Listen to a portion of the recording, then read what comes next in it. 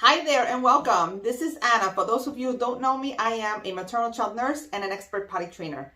This video today is about teaching you how to implement imaginary play to help your child learn social skills and practices such as potty training. As we all know, all children ever want to do is explore and play.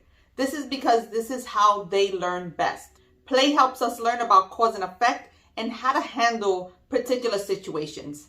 So this is why it's so important for us to implement imaginary play when we want to teach our children social skills. This is something that gets placed in the back burner, and not a lot of parents implement it to get their child to learn. Not because they necessarily don't want to, but because, again, we live very busy lives. So the thought of sitting down to play with our children's dolls, for example, can be kind of like daunting, right? We just are like, we don't want to be bothered sometimes.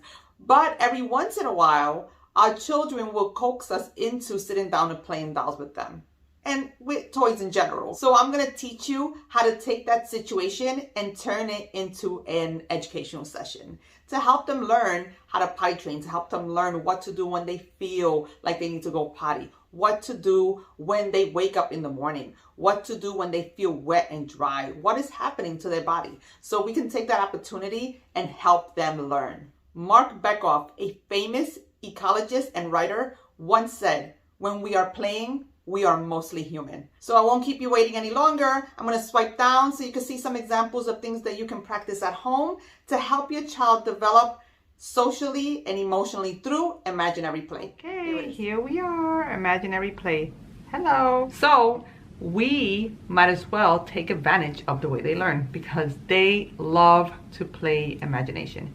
And imaginary play is where it's at. This is where they learn best at this age, and they stay engaged, and that's what you want, right? You see this thing right here? Dollar store. You see this?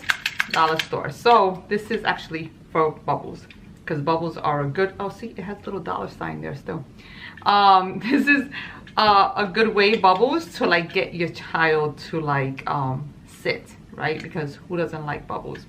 And then this little character here only comes out when we are gonna play potty or when you're gonna try to sit. So we can put this little fella away because he only comes out on special occasions. Okay, so you can try to do that, get other dolls involved, put them in underwear. As you see here, this is size 2 underwears, but you improvise. You can just fold them up, and then you have the doll with the undies, right? And then we can play get a reaction out of your child when the dolls have accidents, and then we can ask your child, what do we do now? You know what I mean? What's happening? Where does the pee-pee go? It's good when you get to ask them the question and then they respond, because it's a form of communication, like they feel independent, like they know what they're doing. Another good strategy is to give them choices. Instead of, do you need to go pee-pee, it's, well, it's time to go pee-pee. Do you want to go pee-pee in the toilet, or do you want to go pee-pee in the potty? Do you want to go pee-pee in the portable potty, the smaller one, or do you want to go pee-pee in the bigger potty? This here is like one of my favorite things, the medicine dropper. See? Because this can mimic urine. So it's pretty cool. You set them here. This is also $1, okay? And these containers, $1. So you can, here you go. This is Hilda, right? And Hilda is using the potty. So you can sit here and, tell your child, okay, so Hilda's using the potty now. And you hear the stream, right? You hear the stream. You hear the stream, right? And then, you can say, oh my God, Hilda does just such a great job. Is this where you do pee-pee? You do pee-pee in the potty, right? So then they're gonna respond, they're gonna engage, and then you can have, what do you want to call this little guy? Joey? Let's call him Joey. So you can go, oh, look. Feel Joey's underwears.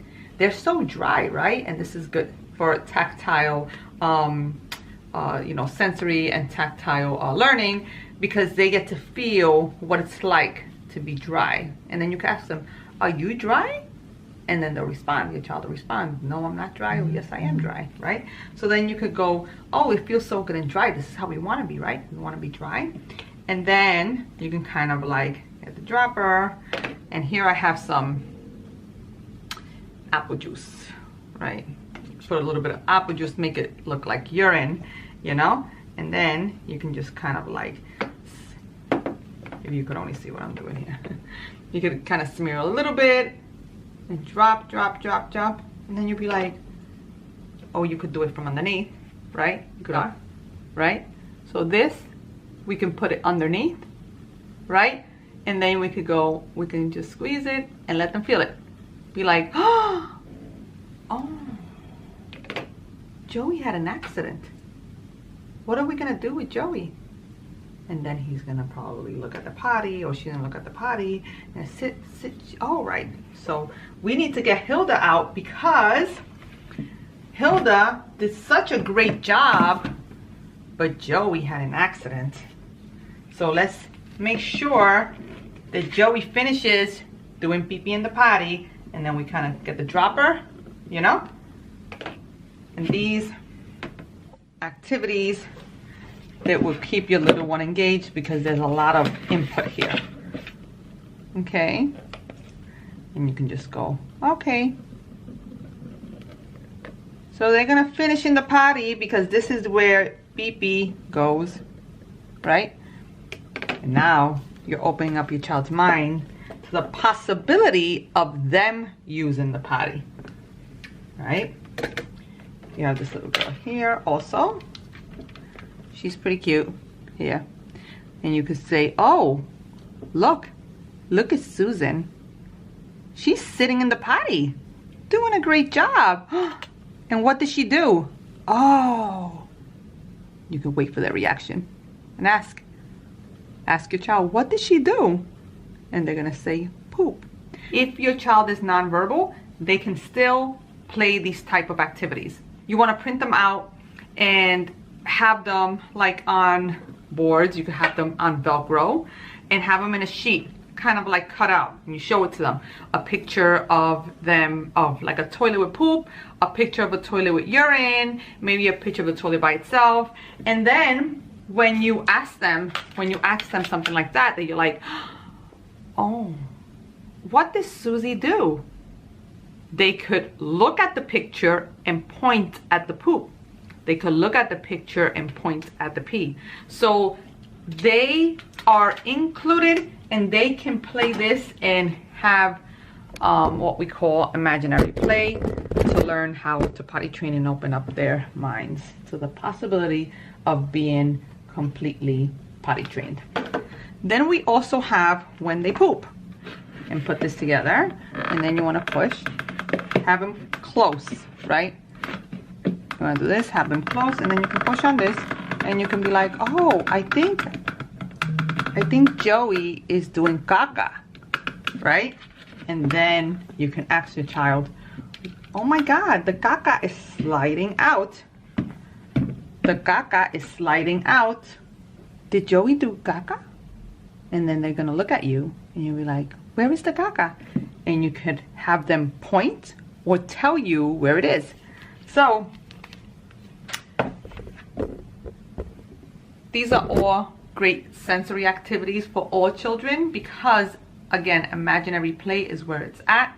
You can get super creative with all this, with Play-Doh, with juice, with droppers, with dolls. I mean, you know, you name it, right? Don't think of this as just petty little doll playing. It really works, and it really engages your child in the activity and the possibility of them being also potty trained the way their dolls are. So there it is. I hope you enjoyed that session of imaginary play. If you want to get weekly potty training tips, you can follow me at El Potty Nurse on Instagram, TikTok, and Facebook. Don't forget to like and subscribe to my channel so I can continue to create videos to help you potty train your children at home. I hope this was helpful. This is Anna, teaching you how to potty train your children.